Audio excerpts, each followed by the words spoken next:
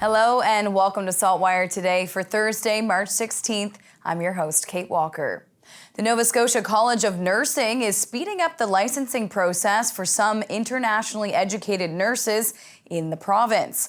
Nurses who are in good standing and licensed in other Canadian provinces, the Philippines, India, Nigeria, the US, the UK, Australia, or New Zealand will be eligible for registration and licensure in the province immediately after passing the entrance exam.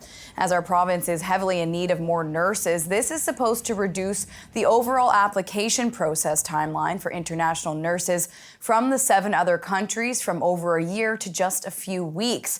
These changes will be in effect May 1st. The college also says the new application process will reduce times for nurses in other Canadian jurisdictions from 5 days to 24 hours, and that starts March 29th. Halifax Regional Police have charged a 17-year-old in an incident involving a knife in Dartmouth.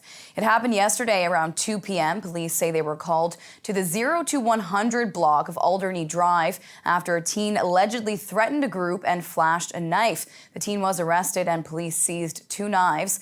The 17-year-old is scheduled to appear in Halifax Youth Court at a later date to face the following charges: assault with a weapon, uttering threats, possession of a weapon dangerous to public peace, and failure to comply with an undertaking.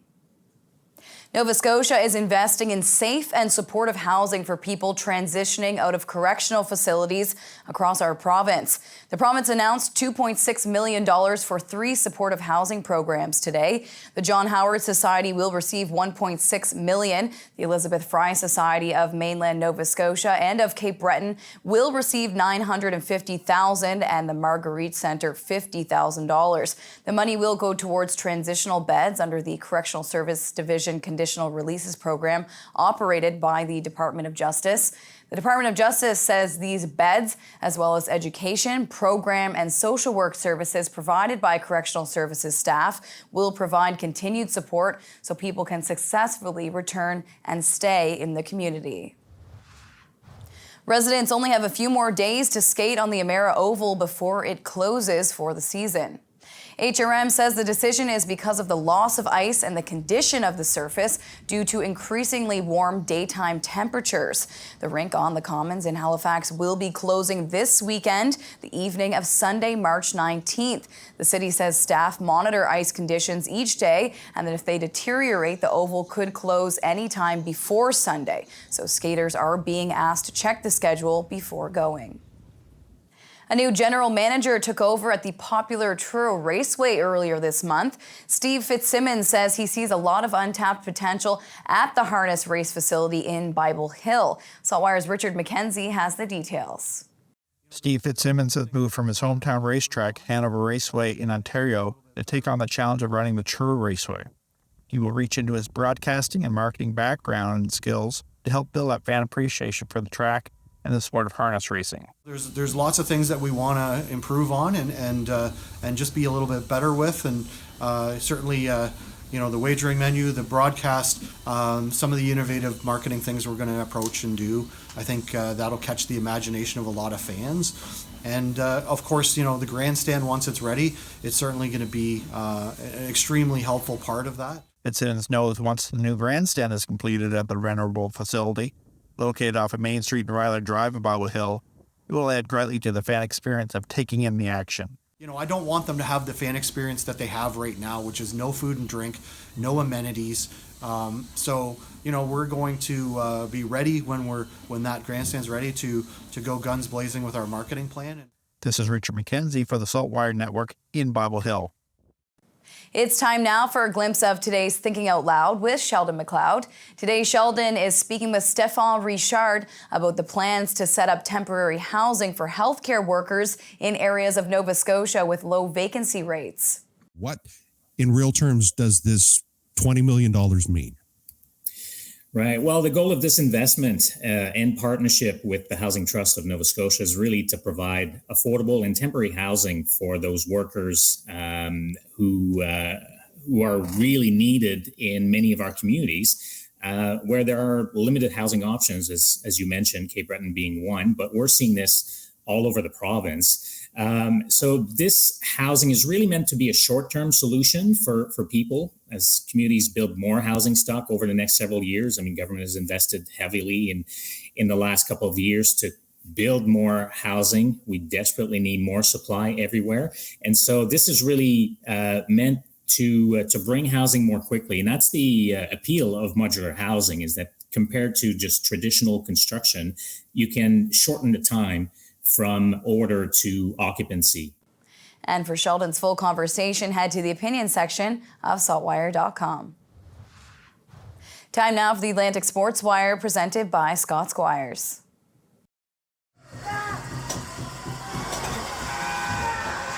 The U-15B Sackville Flyers Black defeated the Tassa Ducks Black by a score of 2-0 to capture the division banner at the Joe. I spoke to their goaltender Dayton Thierret, who was pretty excited about the win and the shutout. I'm feeling pumped. I'm excited for our next tournament, which is tomorrow. Hopefully we can win that one too. Coming down the last few minutes, you've got a shutout going, a 2-goal lead. What's going through your mind? I'm just hoping I can get it. Last year I got a shutout win in the championship game for provincial, not for provincials, for regionals. What was the key for you today? Like, when did you know you were feeling good and that you were going to have a good game? When I walked in the dressing room, all the people were cheering. We were all hyped for the big game. And of course, you need teammates in front of you playing a good game. Yeah. Just tell me a word about your feelings about how your teammates played in front of you today. They played amazing. Usually we lose to these guys like 4-0, but they played on their heads today. Such a good crowd here. When you guys scored both of your goals, a big eruption from the crowd, from the fans. What did that support mean to you and your teammates? It just meant like they're here for us and they love us and we're here to win. Now, I don't want you to move too much, but take a look over your shoulder at some of the celebrations going on with your teammates.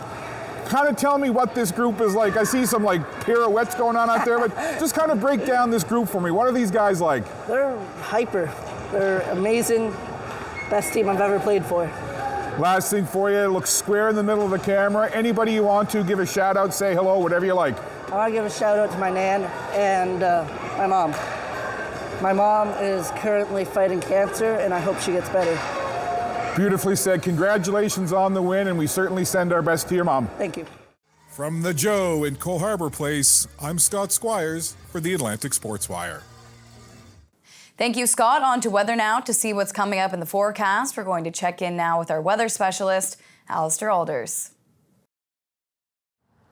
Thanks, Kate. Well, the snowy scene returned to the Halifax area thanks to that dusting of snow overnight. Now, it won't be sticking around. We do have milder temperatures in the forecast, also a bit of rain to talk about. This evening, though, we'll have that chance of flurries diminishing. We'll see the temperature near the freezing mark. Northwest winds 20 to 40 kilometers per hour tonight into tomorrow. And we'll hold steady near the freezing mark overnight tonight into tomorrow. Might drop a degree or two below freezing further inland, but starting our Friday, near zero with mainly cloudy skies, and a mix of sun and cloud on Friday afternoon, climbing up to a high of 5 degrees. Winds also becoming lighter. This system that we've been experiencing is trying to clear off to the east, trying to clear our skies, but we have another weak disturbance moving in that is building the clouds. It will bring some flurries changing to rain showers Friday night into Saturday. Really not much accumulation to talk about, maybe trace amounts, locally a centimeter or two, and really not much rain to talk about either. We will have scattered precipitation lingering through Saturday and a chance of showers or flurries on Sunday, and then brighter skies to welcome spring on Monday. Kate.